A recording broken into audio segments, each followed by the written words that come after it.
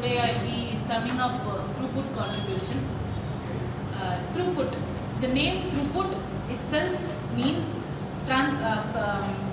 changing of inputs into raw materials. Sorry, input of raw materials into outputs of finished goods.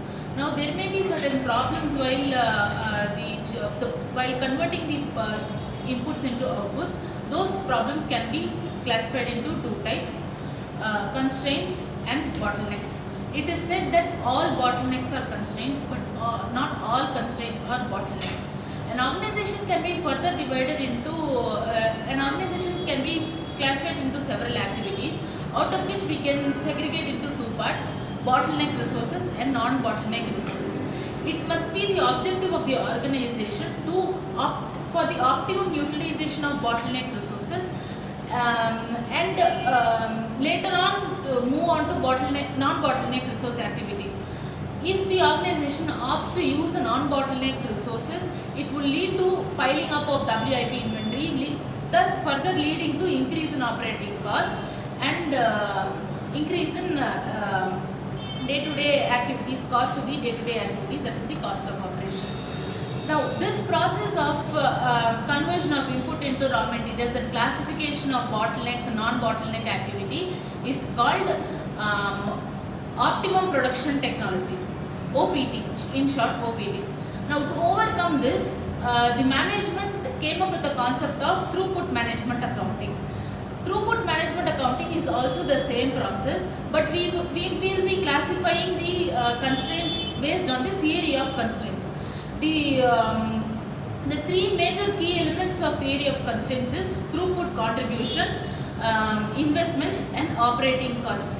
Now, in throughput management accounting, it is said that only material costs shall be taken as variable cost, and all other labor costs and all other variable overheads will be classified as fixed costs.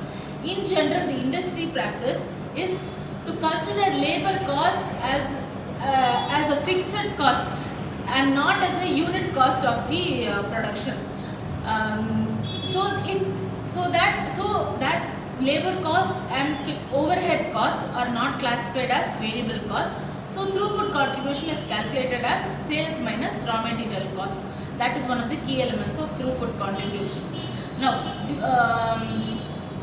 the bottleneck activity of an organization can be identified by identifying the highest throughput accounting ratio of the certain activity. The throughput accounting ratio can be calculated by time required divided by total available time into 100. It can also be calculated by contribution per minute divided by cost per minute into 100. So the highest throughput accounting ratio of the certain activity will be classified as bottleneck resources, so that the management can focus on optimum utilization of such bottleneck activity. To measure the bottleneck activity, Goldratt came with 5 steps for measurement. Number 1, identification of bottleneck. Number 2, exploitation of bottleneck and utilize fully. Number 3, subordinate and synchronization of such bottleneck. Number 4, elevate the performance of the bottleneck. And number 5, repeat the process of the old bottleneck until the new method of bottleneck emerges. This is the short summary of